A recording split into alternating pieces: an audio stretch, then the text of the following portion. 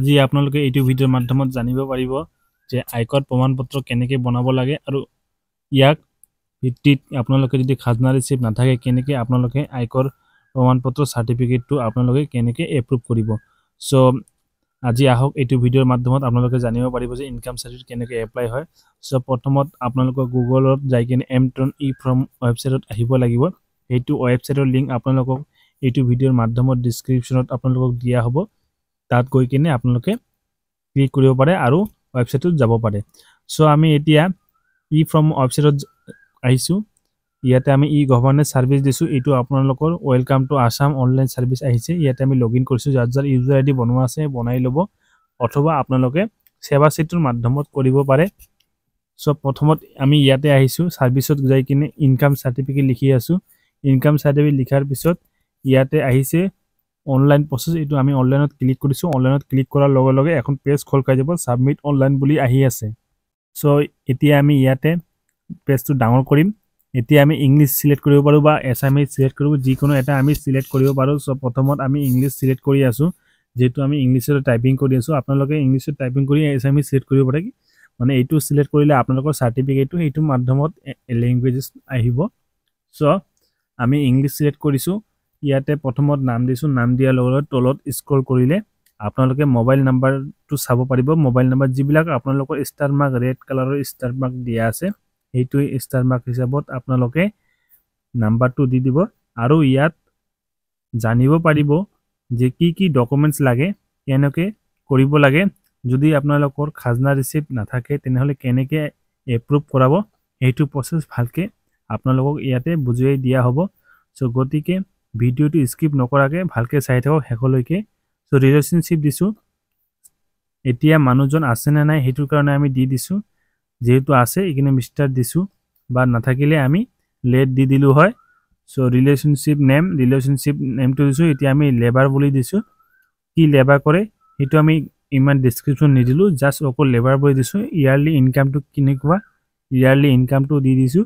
District ইফালে এতিয়া আমাৰ ৰাইট সাইডত আহিব ডিস্ট্ৰিক্ট, লগতে আছে সাব ডিভিশন। গটিখিনি নিজৰ এড্ৰেছখিনি ভালকে পুট আপ কৰিব। পুট আপ কৰাৰ লগে লগে আমি সাব ডিভিশনটো দিছো। এতিয়া আমি আহি যাম মেন সার্কেল অফিস। আপোনালোকৰ আয়কৰ প্ৰমাণপত্ৰ যেটো ইনকাম সাৰ্টিফিকেট হয়, হেতু আপোনাৰ সাৰ্কেল অফিসৰ পৰাই এপ্ৰুভ হ'ব। সো আপোনালোকে সাৰ্কেল অফিসটো ভালকে চাই ল'ব। ভোটাৰ কাৰ্ড অনুযায়ী আপোনালোকে সাৰ্কেল অফিসটো দিব। দিয়াৰ লগে মৌজাটো দিছো আৰু ভিলেজটো দি দিলো।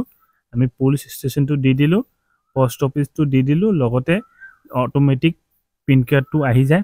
সো এতিয়া আমি এড্ৰেছ প্ৰুফত যাই কিনে ভোটাৰ আইডিটো দিম আৰু লগতে আইডেন্টি প্ৰুফতো আমি ভোটাৰ আইডিটো সিলেক্ট কৰিম।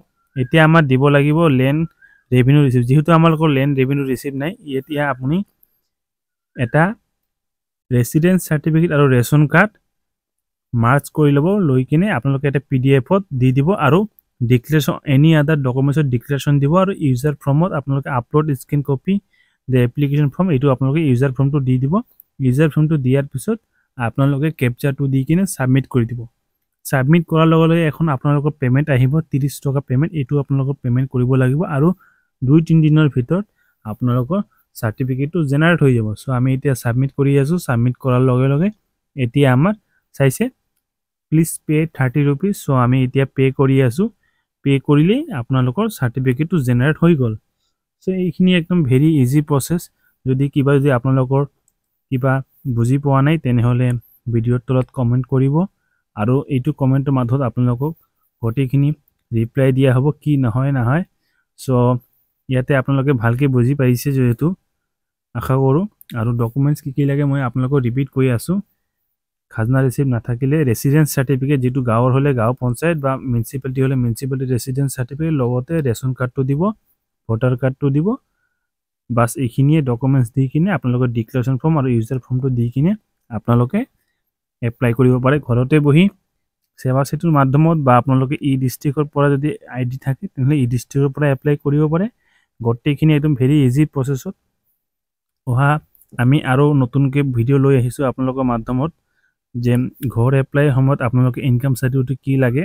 এইটো নতুনকে ঘৰৰ এপ্লাই হৈ আছে আমাৰ টাউনৰ কাৰণে। সো যদি আপোনালোকৰ ভুল হয় তেনেহলে ইয়াতে কমেন্ট কৰিব আৰু ডকুমেণ্টছখিনি আপোনালোকে অৰিজিনালি আপলোড কৰিব কালাৰ ৱাইজ চ' যদি আপোনালোকে স্কেন কৰিব লগা হয় স্কেন কৰি ল'ব বা ফটো একদম ভালকৈ ক্লিয়াৰ দিব চ' এইখিনি আজিৰ কাৰণে